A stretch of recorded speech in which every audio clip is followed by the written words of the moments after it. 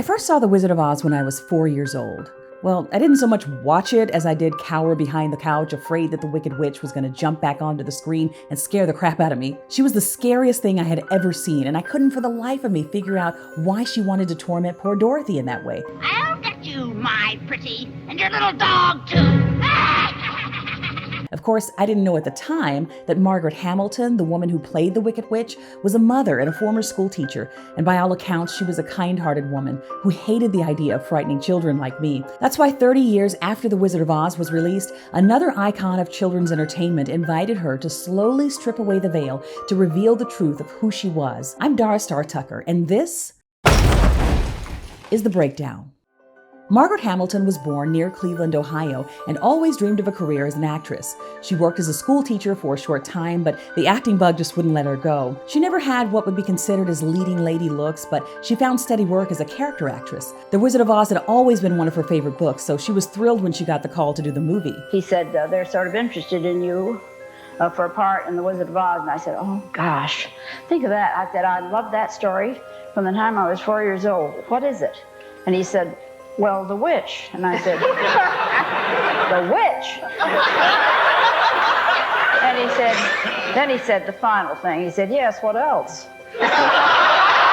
She was always proud of her association with that movie. Though she went on to play many more roles, she would always be known for portraying the Wicked Witch of the West. And while this secured her place in movie history, it wasn't always a comfortable mantle to carry. She occasionally would make public appearances as the Wicked Witch, and she found that when she would embody that character, children were genuinely rattled. If they recognized her on the street, they would recoil and sometimes have to be comforted by their parents. Lots of children are quite scared by her, and that always makes me feel a little sad because I don't think any of us thought, that it would be as scary as sometimes it seems to be. As a mother and former school teacher, it really saddened her to know that her very presence could cause such a traumatic response in young children. Now, by 1975, there was a man who had become well known in children's television whose very presence evoked a completely different emotion in young viewers. Mr. Rogers was known for his soothing manner and his comforting tone. Children trusted him to help them make sense of the world around them with his clear, calm explanations and his gentle manner. And he had a penchant for demystifying confusing or scary things for them. At first, Margaret bristled at the idea of appearing in her Wicked Witch costume at all, but Fred Rogers promised her that it would only be for the purpose of showing his young viewers that she wasn't really that character that had frightened generations of children. So in 1975, Mr. Rogers set out to help the Wicked Witch of the West redeem her reputation by introducing children across the country to his new friend, Margaret Hamilton, who was now 72 years old.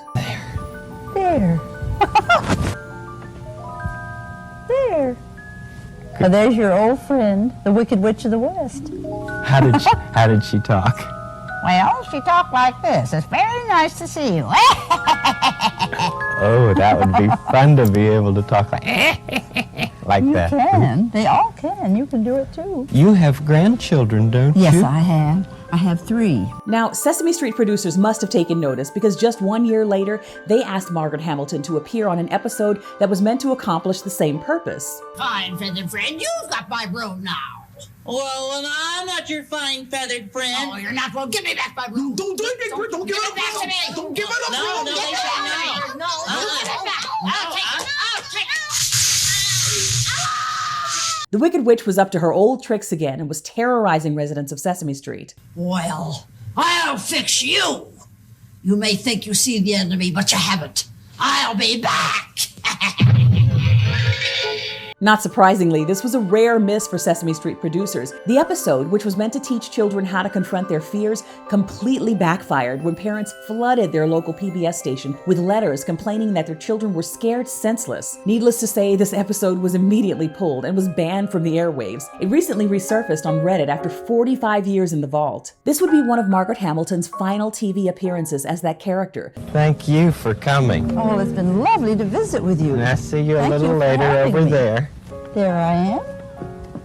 Bye-bye. Goodbye. But it is cool to know that for a brief moment, the Wicked Witch would encounter one kind soul that would attempt to rewrite a bit of her story by being her friend.